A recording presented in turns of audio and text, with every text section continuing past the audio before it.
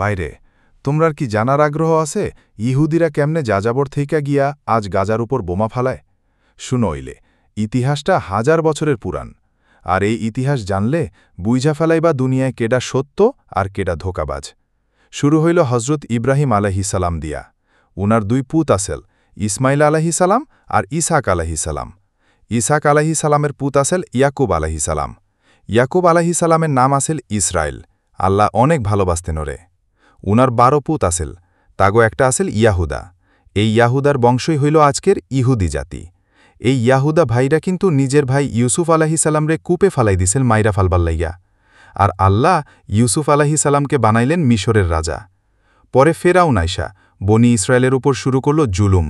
সারাদিন দাসের মতো কাম করাইত, পিঠে চাবুক মারত। তখন আল্লাহ পাঠাইলেন মুসা আলাহিসাল্লাম। ফেরাউনরে ডুবাই দিছিলেন, বনি ইসরায়েলরে করলেন মুক্ত। তাগো লইয়া আবার আইলেন ফিলিস্তিনে, ওই জায়গার নাম আসিল কেনান। কিন্তু বনি ইসরায়েল কি করল জানো? আল্লাহর কথা ভুইলা আবার গরুর পূজা শুরু করল।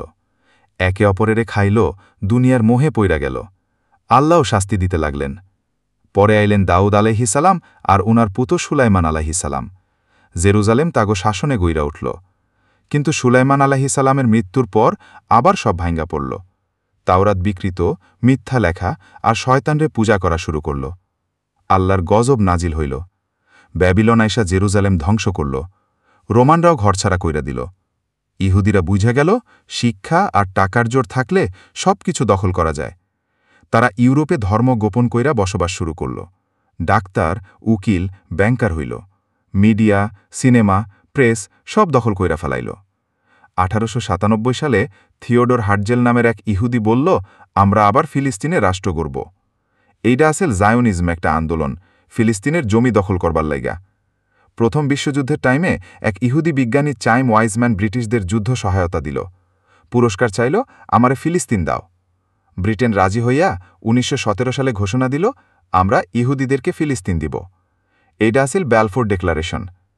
ধাপে ধাপে দখল হইল। ঘর ভাড়া থেইকা রাষ্ট্র।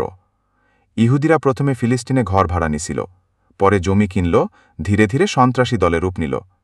1948 সালে ঘোষণা করল ইসরায়েল রাষ্ট্র। আমেরিকা মাত্র 6 মিনিটে স্বীকৃতি দিল।